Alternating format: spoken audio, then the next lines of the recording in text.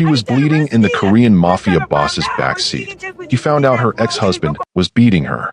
The heavy door slammed shut, slicing the world in half. 1 second, the air was filled with the sounds of the city and my son screaming my name. The next, there was only the hum of an engine and the smell of copper mixing with expensive cologne. I pressed my palm against the tinted glass, smearing red stains on the pristine window. Ernest was right there on the sidewalk, his small hands beating against the other side of the glass, his mouth wide in a terror that I had caused. He was shouting for me, but the sound was muffled, distant, like he was already underwater. Then the lock clicked. The car began to move. I wasn't being rescued. I was being stolen. If you know the panic of running out of time, hit like and subscribe and comment your city and time. I turned my head slowly, terrified of what I would see. The man sitting next to me hadn't moved a muscle. He wasn't looking at the window. He was looking at my temple. I felt the warm, sticky slide of liquid down my neck. I touched it, my fingers coming away wet and bright red. Gerald had done this. He had finally used the heavy end of his pistol instead of his fist. But Gerald wasn't the one who scared me right now. It was the man in the suit. He didn't offer me a tissue. He didn't ask if I was okay. He just watched the blood drip onto his Italian leather seats with a stillness that made my stomach turn over. This wasn't the concern of a good Samaritan. It was the cold calculation of a predator watching a wounded animal. I tried to shrink into the corner, to make myself invisible like I did at home, but there was nowhere to go. His eyes were dark voids, absorbing my shame, seeing every bruise I had hidden for years. He knew. He saw the wreckage Gerald had made of me, and he didn't look sorry.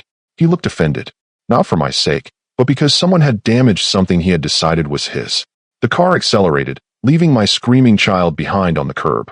I opened my mouth to beg, but the look on his face stopped the sound in my throat. He reached out, not to comfort me, but to wipe a drop of blood from my chin with his thumb. "You were warned," he said, his voice low and vibrating with a violence he hadn't let out yet. "Noise has consequences. People think it happens all at once. They think you walk into a punch and decide to stay. That is a lie. It happens in whispers. It happens in the silence before the noise. Before I was bleeding in that car, before I was a mother separated from her child, I was a woman who thought she was loved." Gerald didn't start with violence. He started with suggestions. He suggested I change my dress because the neckline was too low for a mother. He suggested I stop seeing my sister because she was a bad influence. By the time I realized his suggestions were actually steel bars, the cage was already locked. I stayed because of Ernest. Gerald wasn't his biological father, but he knew exactly how to use him against me. "You leave," Gerald would say, smiling over his morning coffee, "and I'll make sure you never see that boy again. I have money, Michaela. You have nothing." He was right. I had nothing. I was an educated woman who had been reduced to flinching when the toaster popped. The shame was a heavy, wet blanket I wore every single day. I smiled at the neighbors. I covered the bruises on my arms with long sleeves, even in summer. I became an expert at lying to myself in the mirror. But the turning point wasn't a hit. It was a piece of paper. It was a Tuesday night, raining. Gerald was out drinking. I was looking at our bank statement, trying to figure out how to squeeze a pair of sneakers for Ernest out of the remaining $12. His toes were poking through the canvas of his old ones. Then I saw it. A charge for a hotel downtown. $300. One night. He had spent 3 months of grocery money on a woman, while his stepson walked to school with wet socks. Something inside my chest snapped. It wasn't a loud snap. It was quiet, like a bone breaking under too much weight. I didn't cry. I sat there in the dark kitchen, listening to the refrigerator hum, and I felt a cold, hard knot form in my stomach. It wasn't courage. It was hate. Pure, distilled hate. I realized then that he wasn't just hurting me. He was eating us alive. I needed money he couldn't touch. I needed a secret. That was the night I decided to take the cleaning job. That was the night I decided to lie to the monster. I didn't know then that the building I would clean belonged to a bigger monster.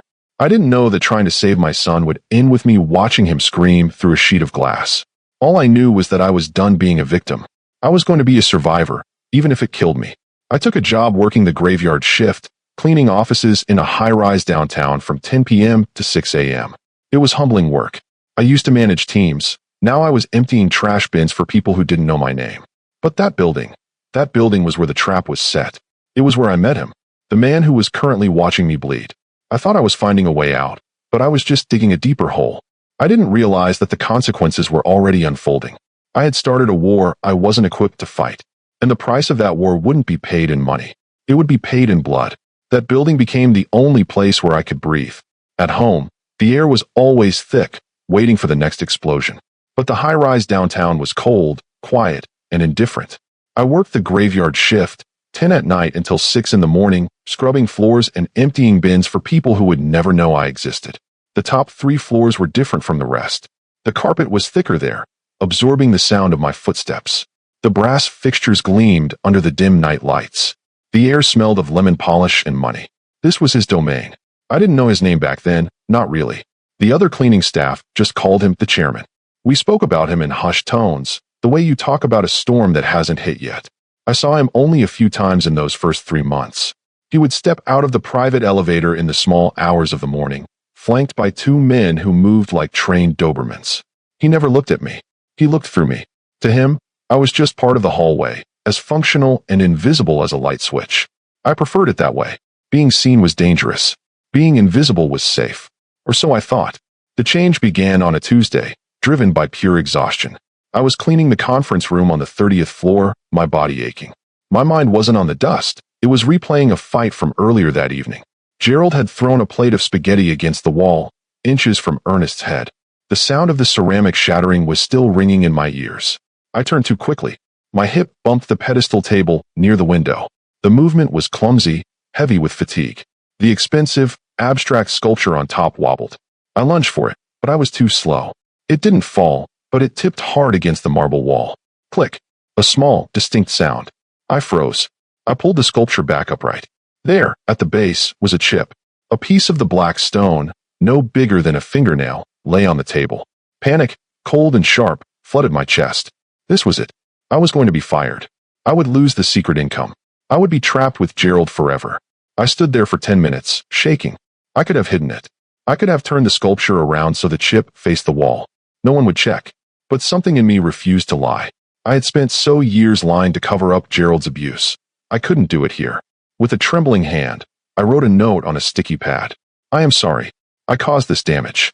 Please take it out of my pay. I stuck it to the base of the broken stone. Then I packed up my cart and left, terrified that I had just signed my own death warrant. The next night, the call came exactly as I expected. I had just punched in at the basement clock when the building manager, a nervous man named Mr. Henderson, waved me down. "Michaela," he said, his voice tight. "My office." Now, my stomach dropped all the way to my shoes. I wiped my palms on my uniform pants, trying to stop the shaking.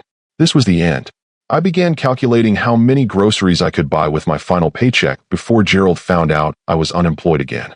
I walked into the office with my head down, ready to beg. I needed this job. I was prepared to offer to work for free to pay off the damage. But Mr. Henderson didn't look angry. He looked confused. He was sitting behind his desk, holding a thick, cream-colored envelope. He looked at it, then at me, as if he couldn't reconcile the two. "The chairman noticed the damage to the sculpture this morning," he said. I squeezed my eyes shut, waiting for the yelling. "He also found your note." Mr. Henderson slid the envelope across the desk. "He told me to give you this." I stared at it. It wasn't a termination notice. It was too heavy. I reached out, my fingers numb, and opened the flap. Inside, there was a stack of bills. Hundreds. I counted them in my head, my breath catching in my throat. $5,000. "I don't understand," I whispered. "Is this am I being sued?" Mr. Henderson shook his head, looking more bewildered than I was. "No." He said, "You were honest enough to admit a mistake when you could have easily hidden it." He said integrity is a rare currency. He paused, reciting the message he had clearly been ordered to memorize. "He wants you to cover your expenses for the month. He said you look distracted, and distracted people make mistakes. Fix whatever is distracting you." I stood there, clutching the envelope. It felt heavy, like holding a brick of gold. It wasn't kindness. I knew kindness. Kindness was warm. This felt cold. It felt transactional. It felt like a king tossing a coin to a beggar because her shivering was annoying him. He wasn't paying me because he cared. He was paying me to be efficient again. But $5,000, that was a deposit on an apartment. That was a way out. I took the money. I didn't know then that I wasn't accepting a gift. I was accepting a down payment on my soul. I used that cash to rent a tiny studio apartment across town under my maiden name. I thought I was buying my freedom.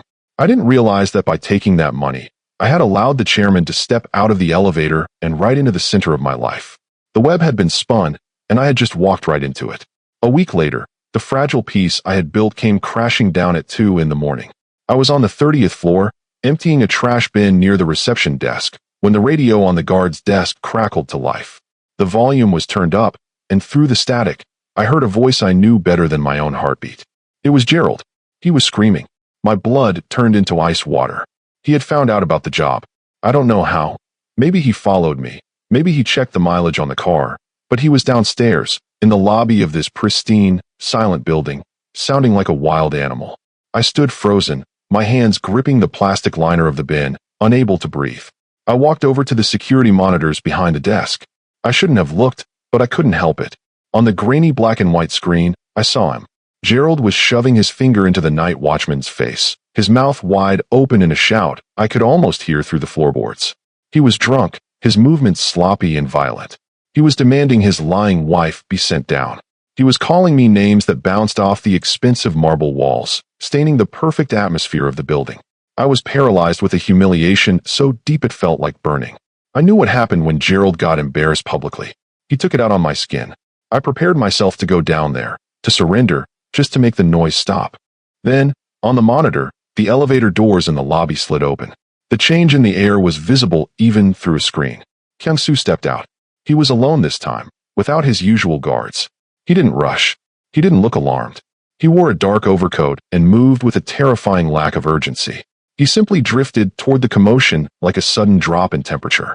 Gerald, who was mid-shout, saw him and stopped. I couldn't see Kyung-soo's face from the camera angle, only the back of his head. But I saw Gerald's face clearly. I saw a man twice my size, a man who reveled in his physical dominance, suddenly shrink. His posture collapsed. He took a step back, stumbling over his own feet. Kyung-soo didn't gesture. He didn't point toward the door. He just stood there, an absolute void of emotion in a chaotic room.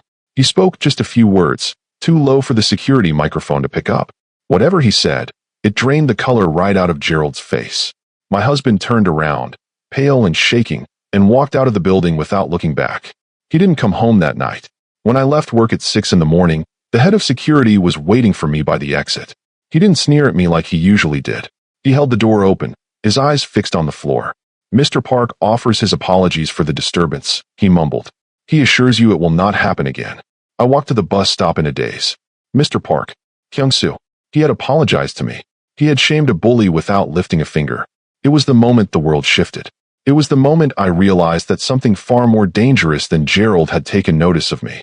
Now, pause and ask yourself, why would a man who runs the city apologize to a cleaning lady? If you think it's just kindness, you're not paying attention. Hit that subscribe button right now because you have no idea what he's about to ask for in return. Over the next month, I watched my husband disintegrate. It didn't happen with a bang. It happened with a slow, suffocating squeeze. It started the very next day. Gerald worked off the books for a construction firm that didn't ask questions about his background. He came home at noon, throwing his hard hat across the kitchen. He had been fired. No explanation, no severance, just a foreman telling him to get off the site before he called the police. Gerald raged about it for hours, drinking cheap beer and blaming the economy. I stayed quiet, washing dishes, trying to keep my hands from trembling. I knew it wasn't the economy.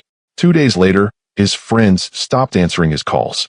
Gerald had always relied on a small circle of low-level criminals to help him move stolen goods or borrow cash. Suddenly, those phones were dead. He would call, leave angry voicemails, and get nothing but silence in return.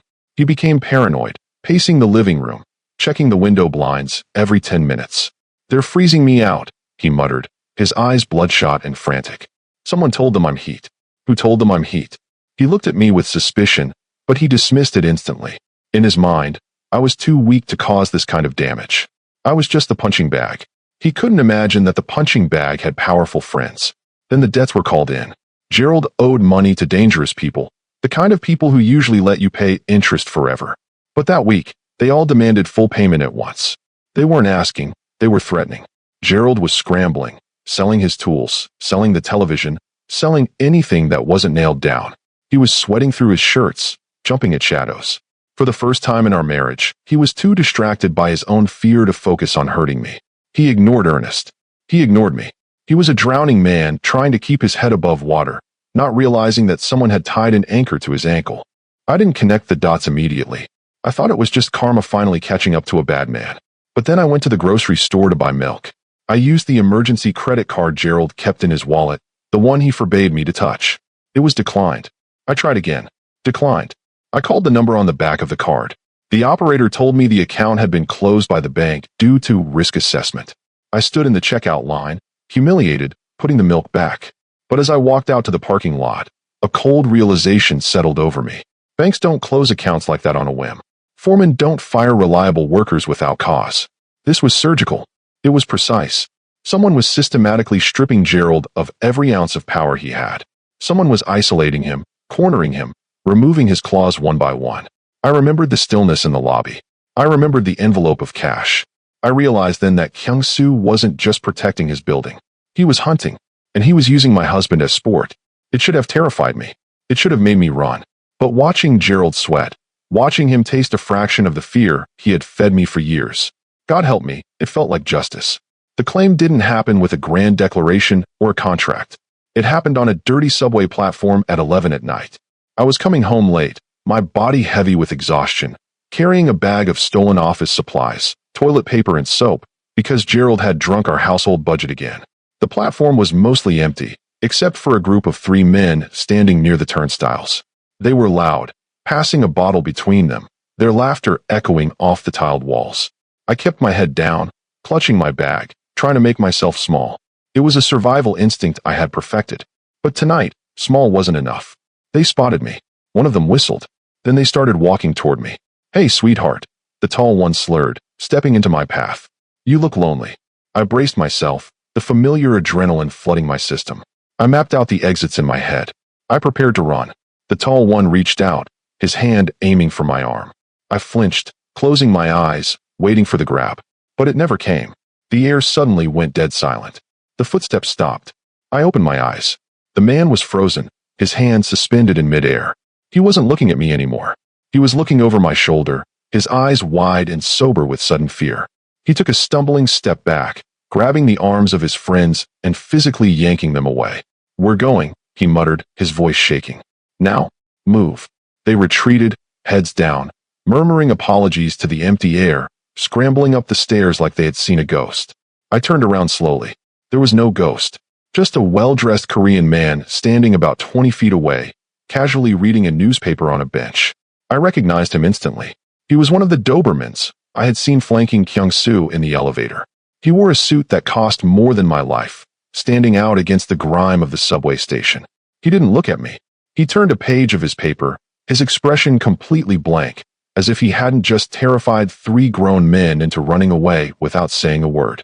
The realization hit me hard enough to steal my breath. He wasn't commuting. He was working, and I was the assignment. He protected her, but he didn't speak to her. Why is a billionaire mafia boss shadowing a cleaning lady? What is the price of this protection? If you think you know his motive, you're wrong. Tell me in the comments what you think he wants from her. I walked the rest of the way home that night with a strange, icy sensation in my chest. I wasn't just Michaela, the victim. I was marked property. I was under a protection I hadn't asked for, from a man whose power was so absolute he didn't even need to be present to wield it. It should have horrified me, to trade one cage for another. But God help me, I didn't look over my shoulder once. The end came fast. It didn't arrive with a warning or a slow build-up. It was waiting for me in the living room when I opened the front door. The apartment was usually loud, the TV blaring, Gerald yelling at the news, the neighbors arguing through the thin walls. But tonight, it was silent. A thick, heavy silence that tasted like copper. My stomach dropped. I knew this silence. It was the calm before a hurricane. I stepped inside, my keys jingling softly in the lock, and saw him. Gerald was sitting on the sagging couch in the dark. He wasn't drinking. That was the first bad sign. Gerald only stayed sober when he was planning something violent. On the coffee table in front of him, illuminated by a single lamp, lay 2 things that stopped my heart cold. The first was a folded piece of paper, the lease for the secret studio apartment I had rented with Kyung-soo's money. The second was my burner phone, cracked open, the battery lying next to it like a dead insect. He had found everything. "You think you're clever?" he asked. His voice was barely a whisper, but it carried more weight than a scream. He looked up at me, and I saw a stranger. This wasn't the sloppy, bullying drunk I had learned to manage.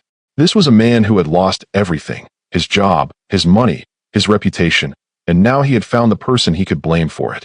He looked like a drowning animal that had decided to take the water down with him. Gerald, I started, my voice trembling. I can explain. Explain? He stood up. He moved faster than I had ever seen him move. In one motion, he reached behind the sofa cushions and pulled out a gun. It was a black pistol, heavy and ugly. He pointed it right at my chest. You used my money to rent a place? You think you can just walk away from me? You belong to me, Michaela. You don't get to leave until I say you're done. I backed up until my spine hit the front door.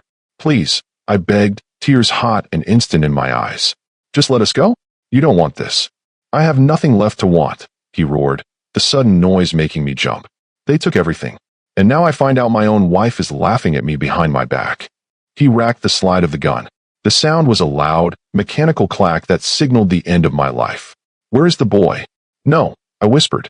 Leave Ernest out of this. Bring him here, he screamed, waving the gun toward the hallway where Ernest's bedroom was. I want us all together. We're going to have a family meeting. The last one. I didn't move. I couldn't. My legs were lead. He wasn't trying to control me anymore. He wasn't trying to keep me. He was going to kill us. I saw it in his eyes, a flat, dead resolve. The slow destruction of the last month had broken his mind, and now he was going to break our bodies to match.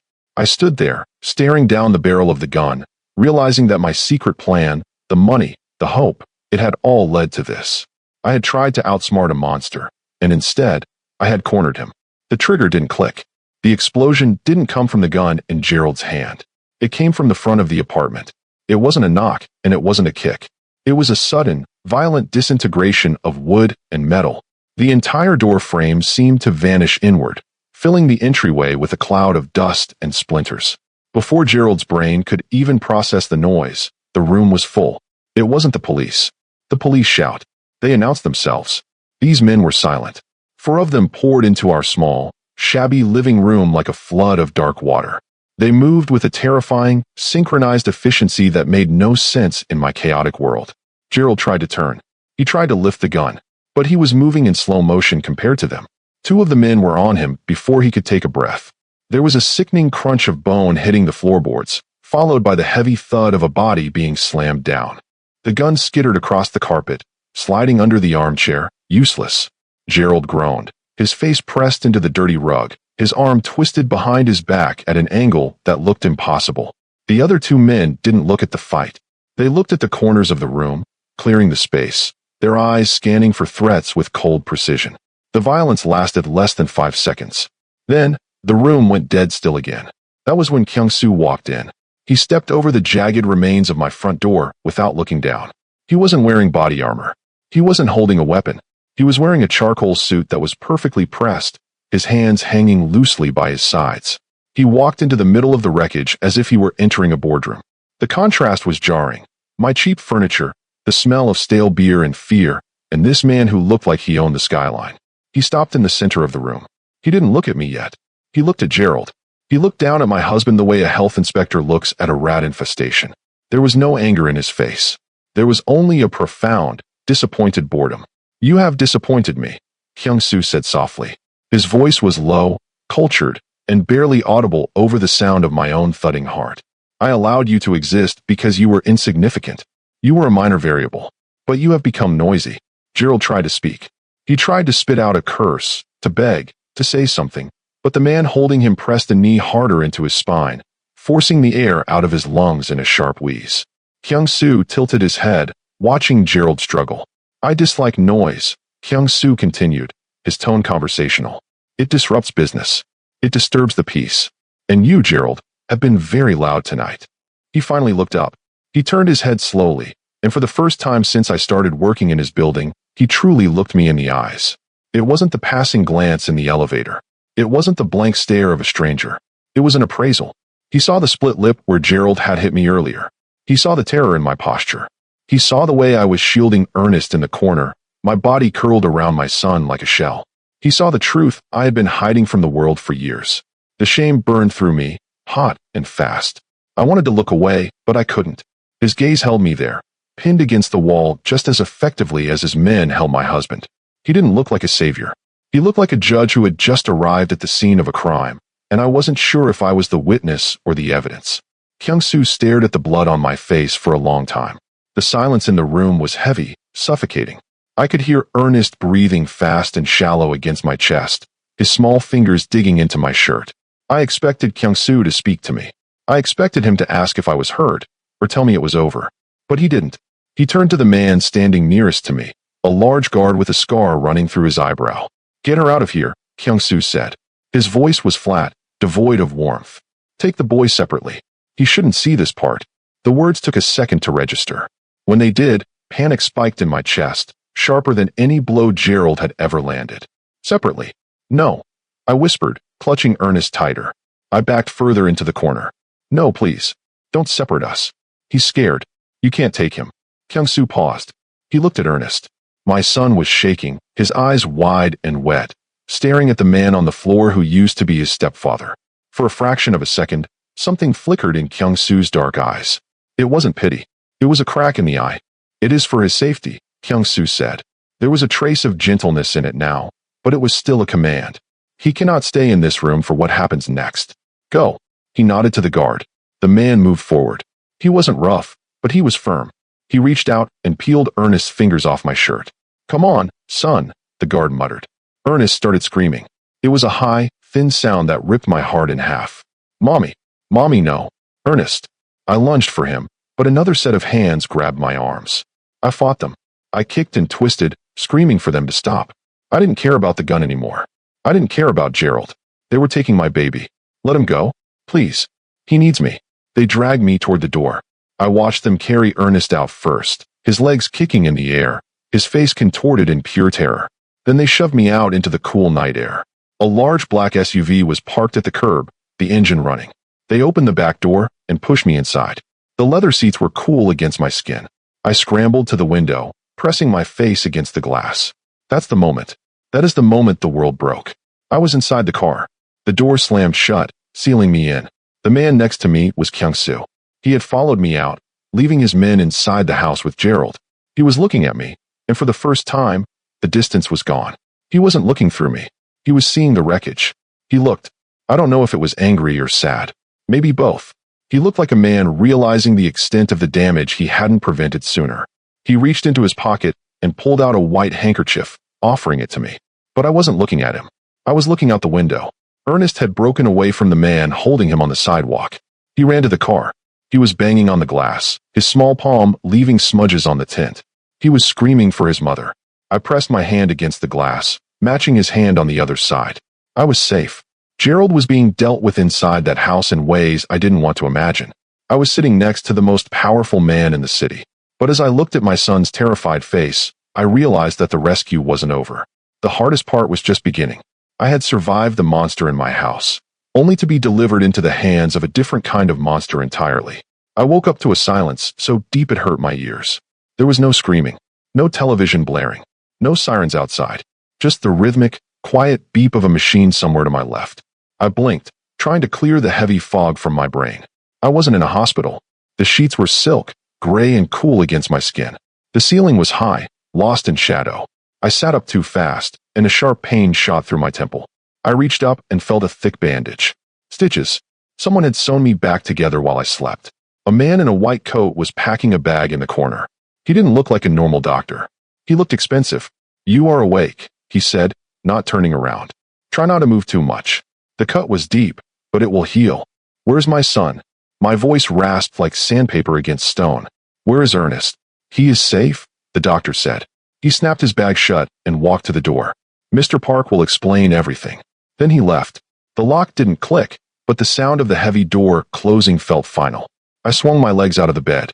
I was wearing pajamas I didn't own. Soft, slate gray silk. I walked to the window. It was floor-to-ceiling glass. Below me, the city looked like a circuit board of golden lights.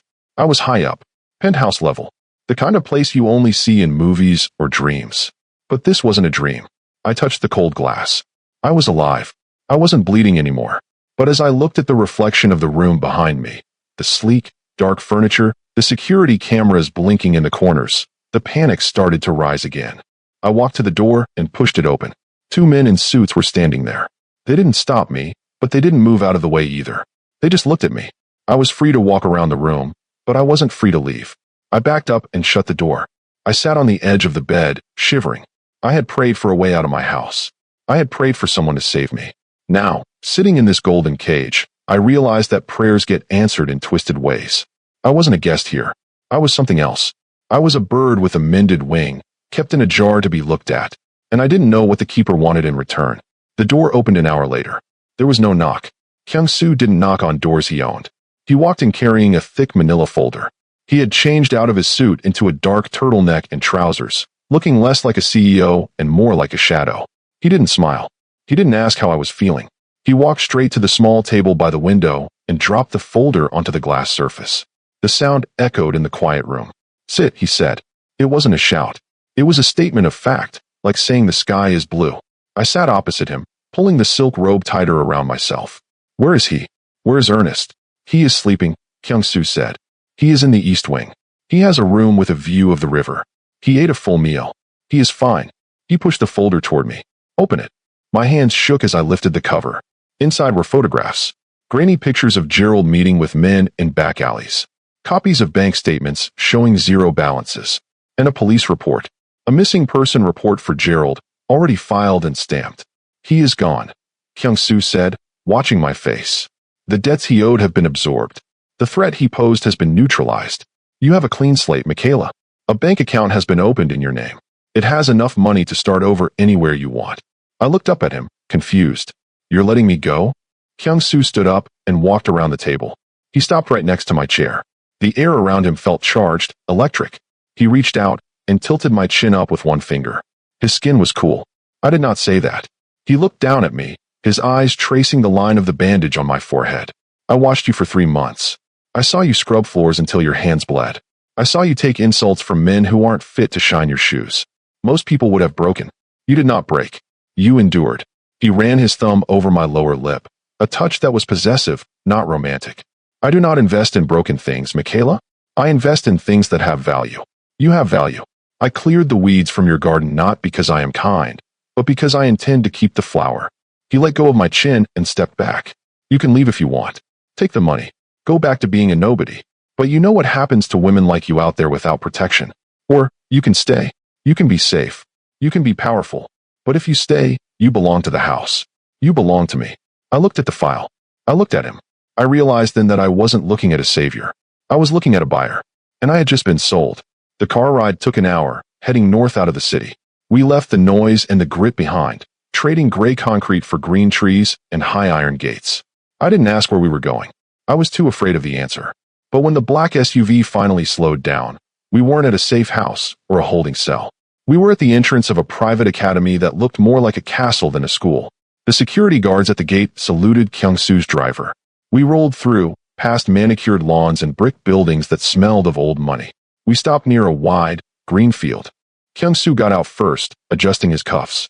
I scrambled out after him, my heart hammering against my ribs. "Ernest," I called out, my voice breaking. Kyung-soo didn't answer. He just pointed. About 50 yards away, a group of boys were playing soccer. They were wearing uniforms, crisp navy shorts, and bright, white jerseys. I squinted against the sun, scanning their faces. Then I saw him. Ernest was running near the goal. He was laughing. He wasn't wearing his old sneakers with the holes in the toes. He was wearing brand new cleats that flashed in the sunlight. He looked taller. He looked safe. He looked like a child who had never heard a gun go off in his living room. He kicked the ball, shouting with joy, completely unaware that his mother was standing 50 yards away, shaking in a silk dress she didn't own. "He is happy," Kyung-soo said. He wasn't looking at the field. He was watching me. "He has potential. Here, he will learn 3 languages. He will learn to fight. He will learn to lead. He will grow up to be a man who commands rooms, not a man who hides in them." I turned to him, tears hot in my eyes. "He needs his mother. He needs a future," Kyung-soo corrected. His voice was hard, stripping away my defenses. "If you take him now, you take him back to a life of fear. You take him back to poverty. You make him a victim again.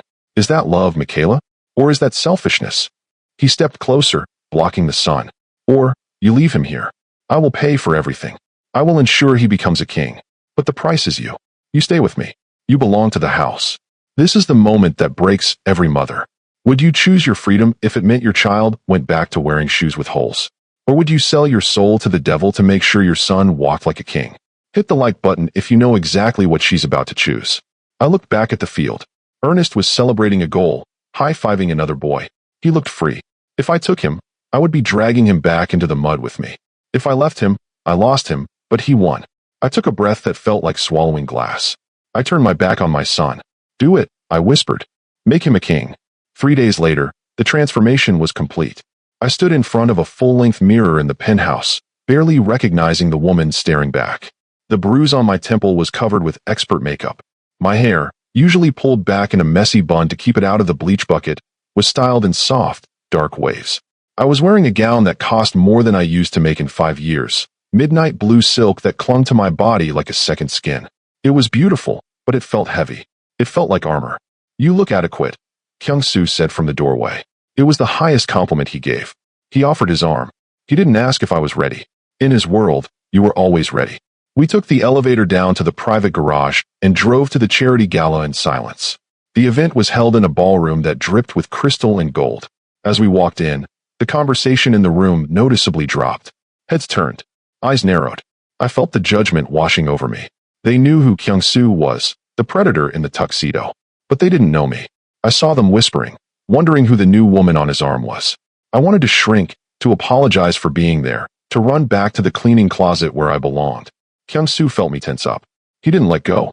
Instead, his grip on my arm tightened, anchoring me to the floor. We moved through the crowd, stopping to speak to a senator and a tech billionaire. Then, a man with a red face and a loud laugh stepped into our path. I recognized him from the news. A rival developer Kyung-soo had crushed in a deal last year. Well, the man sneered, looking me up and down with open disrespect. I see you've picked up a new accessory, Park. Where did you find this one? The help wanted section? The air around us froze. The music seemed to stop. I looked down, shame burning my cheeks. He knew. He could see the poverty on me, no matter how expensive the dress was. Kyung-soo didn't shout. He didn't even blink. He took a sip of his champagne, staring the man dead in the eyes. Careful, Kyung-soo said softly. The menace in his voice was absolute. You are speaking to the lady of my house, and I protect my investments with extreme prejudice. Apologize, or leave this city tonight. The man's face went pale. He stammered a quick, terrified apology and disappeared into the crowd. Kyung-soo turned to me. He didn't smile, but his eyes were fierce. Lift your head, he commanded, low enough that only I could hear. You are with me now. No one looks down on you again. I lifted my chin. I looked at the room, and for the first time in my life, I wasn't afraid. I was dangerous. We returned to the penthouse in silence. The drive back was a blur of city lights and dark tinted windows. I stood in front of the massive floor-to-ceiling glass, looking down at the streets where I used to scrub floors for minimum wage. It felt like looking at a different planet. I pressed my palm against the cool glass. It was the same glass I had pressed my hand against in the car, terrified and bleeding, reaching for my son. But now my hand was clean. My wrist was wrapped in a diamond bracelet that Kyung-soo had fastened there himself. I wasn't bleeding anymore. On the outside, I was healed. But scars don't disappear.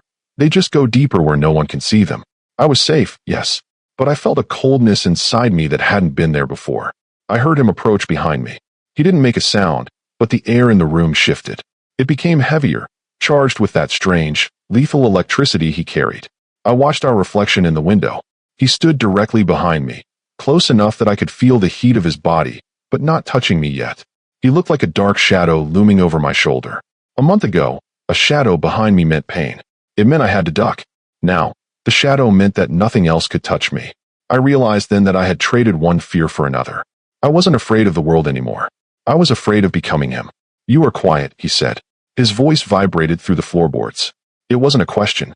He didn't ask questions he didn't know the answer to. I'm thinking about the cost, I replied, looking at his dark eyes in the reflection. Everything has a cost, Michaela, he murmured, stepping closer. Safety costs freedom.